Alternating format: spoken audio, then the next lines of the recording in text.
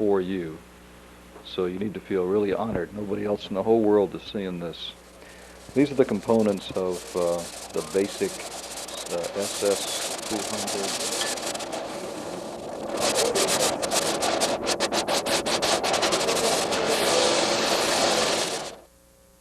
One is a round dancing wave or a paint nozzle. The other one is going to be set up to emulate an odd form part. It could be long, rectangular for connectors. I happen to have this one made to show the principle of it only, but it's set up for like a PGA.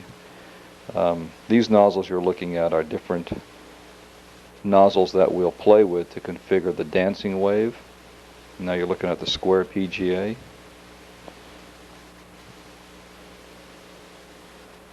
Solder obviously rises symmetrically around the channel through the holes and cascades over all four sides simultaneously. It's surrounded by that square shroud, which I'll show you a buildup of. The square shroud actually is a containment for the hot nitrogen. Again, I'll show you as we start to build that up here.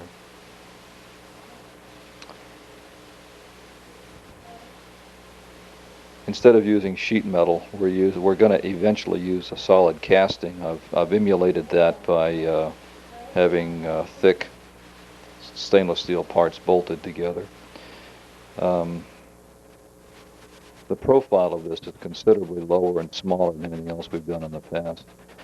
Here we go with the buildup. This is actually the plate that's interchangeable on the nozzle, showing the nitrogen shroud going around the standoff. Now we're putting the actual nozzle on there, and then the top part, the top cap that goes on, is the containment for the nitrogen.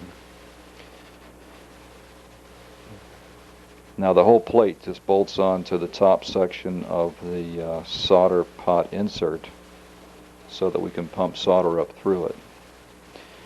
That NPT tap there is for hot nitrogen. We're going to be putting in nitrogen through a heat gun that we can control at or above the solder reflow temperature to keep everything.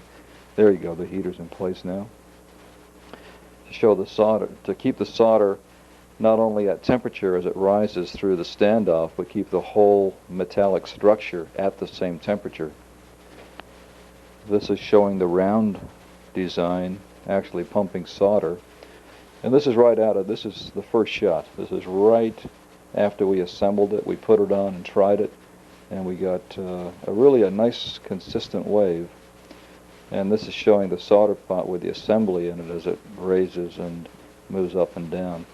This is pneumatically done, and I have an air cylinder on each side, and as I figured, we have a little bit of a coordination problem with the two air cylinders acting independently, so we will go ahead and make that a mechanical cam-driven system.